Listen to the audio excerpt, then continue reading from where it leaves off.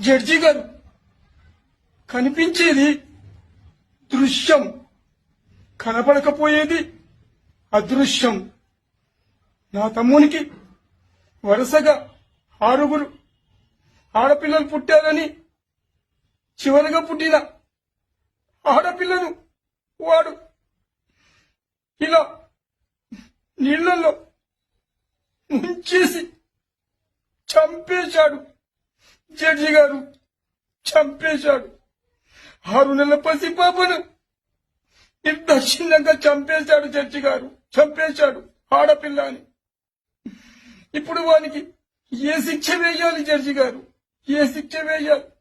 ఆ పసిపాప దేశ ప్రధాని కావచ్చు, దేశ ప్రధానిగా బాధ్యతలు చేపట్టవచ్చు.